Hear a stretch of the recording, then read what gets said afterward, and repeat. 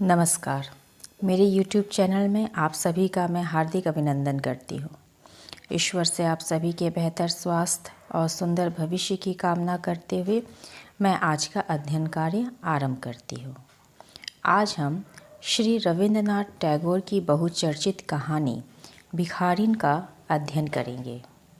इससे पूर्व मैं आप सभी के समक्ष क्षमा प्रार्थी हूँ कि मैं अति विलंब के साथ ये वीडियो प्रस्तुत करने जा रही हूँ, जिसका मुझे अत्यंत ही खेद है। आज के अध्ययन कार्य के अंतर्गत हम कहानीकार का परिचय, कहानी का उद्देश्य और कहानी का सारांश करेंगे। तो कहानीकार के जीवन परिचय के साथ हम आज का अध्ययन कार्य आरंभ करते हैं। कहानीकार का जीवन परिचय।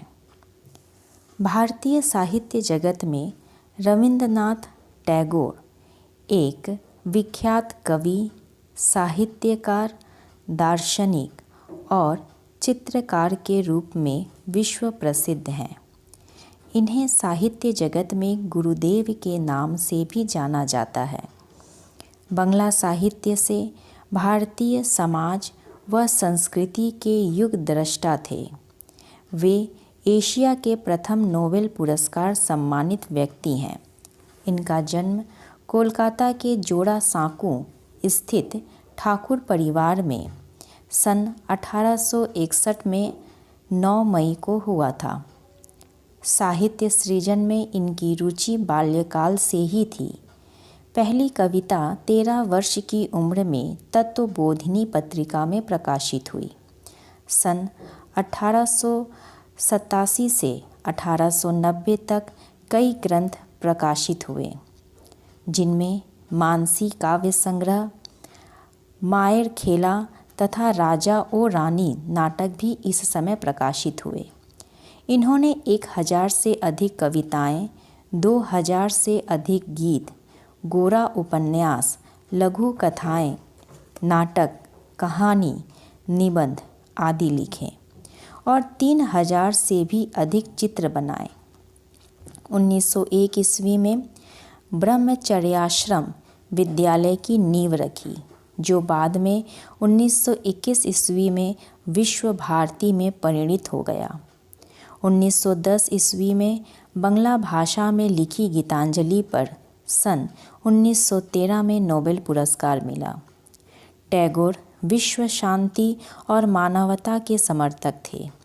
संपूर्ण मानव समाज से इन्हें अगाध प्रेम एवं सहानुभूति थी। रविंद्रनाथ ने 7 अगस्त 1941 को शरीर त्याग दिया। कहानी का उद्देश्य। लेखक ने मानवीय मूल्यबोध को इस कहानी के माध्यम से उजागर किया है। साथ ही यह भी दर्शाया है कि अभाव की विपत्ति में भी मनुष्य की मानवीय भावना समाप्त नहीं होती।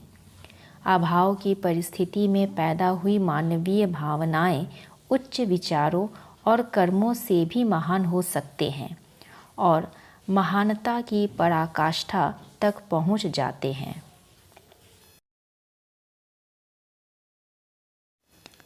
कहानी का सारांश। भिखारिन श्री रविंद्रनाथ टैगोर की मानवीय मूल्यबोध को उजागर करने वाली बहुचर्चित कहानी है, जिसमें लेखक ने कहानी के 3 मुख्य पात्र अंधी गरीब बुढ़िया, सेठ बनारसी दास और 10 साल का बालक मोहन के माध्यम से कथा की रूपरेखा खींची है। अंधी गरीब बुढ़िया एक भिखारिन है, जो नित्य मंदिर के दरवाजे पर जाकर भीख मांगती है। उसे यह विश्वास है कि मंदिर में आने वाले लोग सहृदयी और दयालु प्रवृत्ति के होते हैं, जिससे उसे भीख मिलने में दिक्कतें नहीं आएगी। इसी तरह यह भिखारिन मंदिर के द्वार पर सुबह से शाम तक भीख मांगती तथा जो कुछ मिलता उसके लिए ईश्वर को प्रणाम करती और अपनी झोपड़ी की ओर प्रस्थान करती। झोपड़ी पहुँचते ही एक 10 साल का बालक उससे आकर चिपट जाता। यह बालक कौन है, कहाँ से आया, कोई नहीं जानता। अब यह बालक उस अंधी भिखारिन के लिए सबसे प्रिय था। अंधी ने उसके भविष्य के लिए झोपड़ी में एक हंडिया गाड़ रखी थी। वह जो कुछ भीख में मांगती उसे हंडिया में डाल देती और उसे किसी वस्तु से ढक देती ताकि किसी की नज़र उस पर ना पड़े। भीख में खाने के लिए जो मिलता पहले बच्चे को पेट भरकर खिलाती, फिर स्वयं खाती।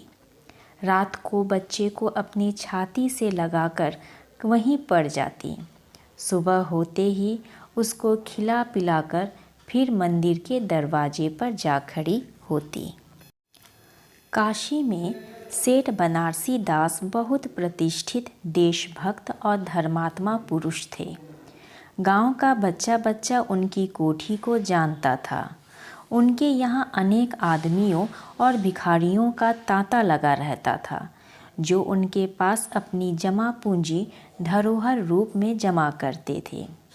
जब अंधी भिखारिन की हांडी रुपए से भर जाती है तो वह चोरी हो जाने के भय से सेठ जी के पास जमा करवा देती है।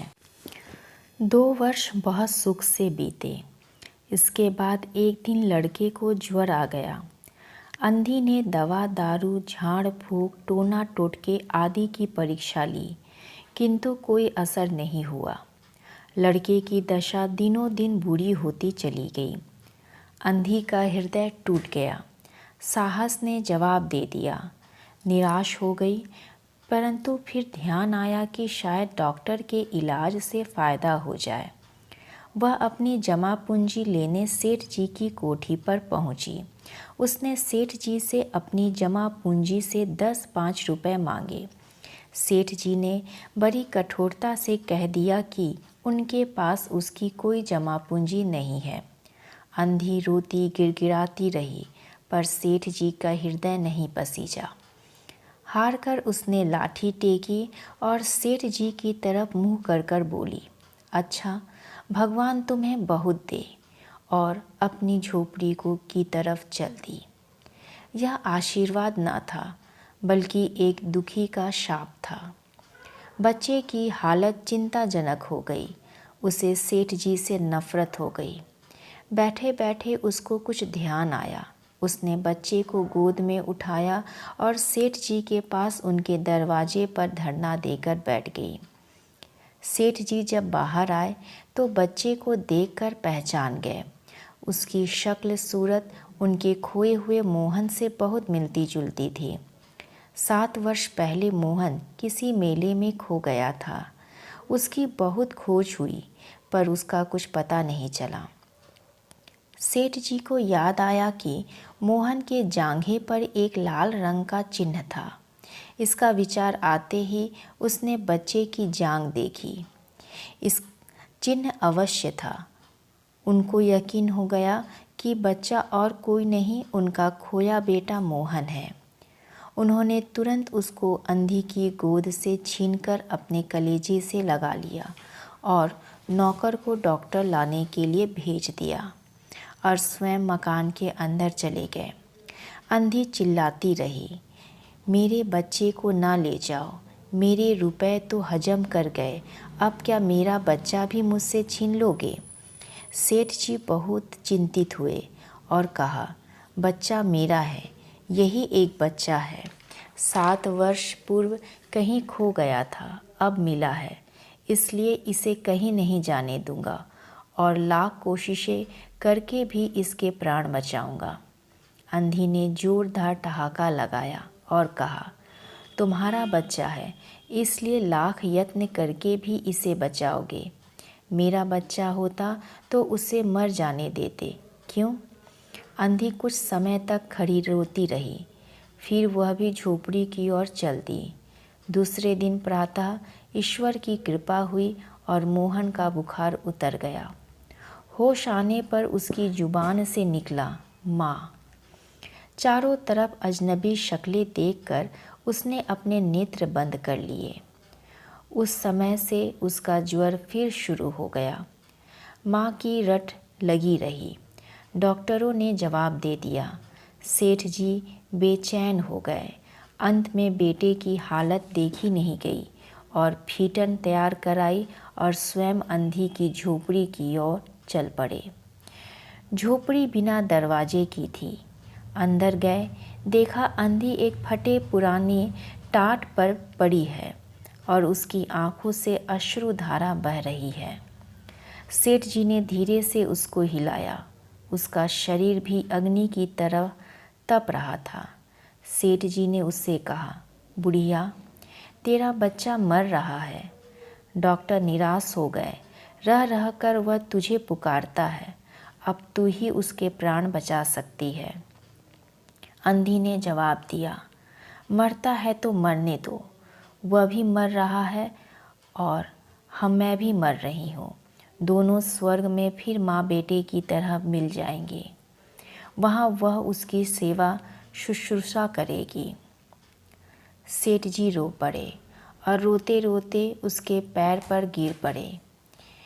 रोते रोते ही उन्होंने कहा, ममता की लाज रख लो, आखिर तुम भी उसकी माँ हो। चलो, तुम्हारे जाने से वह बच जाएगा। ममता शब्द ने अंधी को बेचैन कर दिया। उसने तुरंत कहा, अच्छा चलो। सेठ जी उसको सहारा देकर फीटन पर बैठाया। उस समय सेठ जी और अंधी भिखारिन दोनों की ही एक ही हालत थी। कोठी पहुंचकर उसने सबसे पहले मोहन के माथे पर हाथ फेरा। मोहन पहचान गया कि यह उसकी माँ का हाथ है। उसने तुरंत आँख खोली और देखकर कहा, माँ, तुम आ गई। अंधी भिखारिन मोहन के सिरहाने बैठ गई और उसने मोहन का सिर अपने गोद में रख लिया। उसको बहुत सुख का एहसास हुआ और वह उसकी गोद में तुरंत सो गया। दूसरे दिन से मोहन की हालत अच्छी होने लगी और 10-15 दिनों में वह बिल्कुल तंदुरुस्त हो गया। मोहन के पूरी तरह ठीक हो जाने पर अंधी ने विदा मांगी। सेठ जी ने उससे यहीं रुक जाने का निवेदन किया, पर वह नहीं मानी।